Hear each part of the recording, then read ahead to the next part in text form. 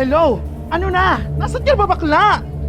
Mamu, hindi ako makakapunta. Masakit ang tiyan ko. Seryoso ka ba? Ngayon pa talaga sasakit yung tiyan mo sa mismong VIP night?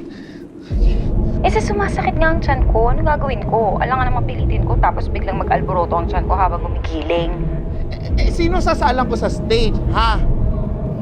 Kaya na ni Divine yan. Total siya naman yung favorite mo, di ba? Bye! Hello? Hello? Sino yung sasalang ko doon? Alam ka naman ako'y sumalang doon. Nakaka-lurky!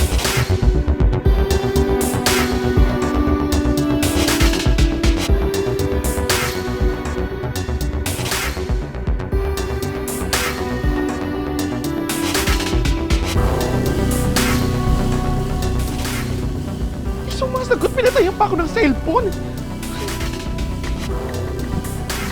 Mom's not in.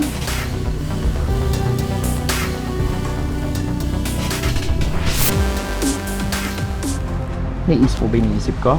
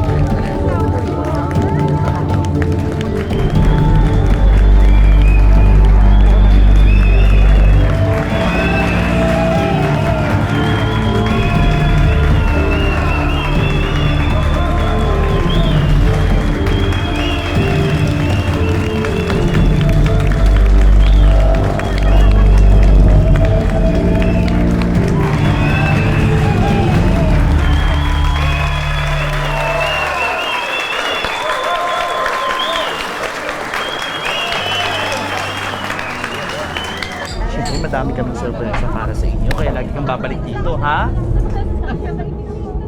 Ate Jenna! Galing-galing mo! Itawid mo. Ate, Diyos ko. Manang-mana nga ako sa'yo. Di ba kayo nga po nagturo sa akin ng mga steps na yun? Okay ba yun? Perfect. Grabe naman po, Divine. Jenna, my superstar! Mamo, okay ba yun? Naku, thank you, ha? You saved me. Sinave mo kaming lahat. Ang galing-galing mo sumayaw. May paganong-ganon ka pa kanina. Nakakahiya. Naku, you are born to be a star. Effective na effective yung paandar natin na yan na may maskara kang laging isinusuot. Buti na lang talaga naiwan ko yan dito. Grabe po yung kaba ko kanina, Mamo. Don't worry, okay?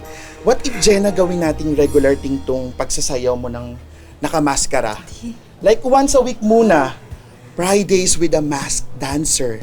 Diba? Mamo, si Miss Lovely, baka nakakalimutan niyo, baka magalit po yun sa akin pagbalik niya. Tapos, yung mga tao po, Mamo, pag nakita po nila yung... Jenna, don't worry, okay? We will keep the mask on. Saka dapat, tayo lang makaalam ng totoong itsura ni Jenna.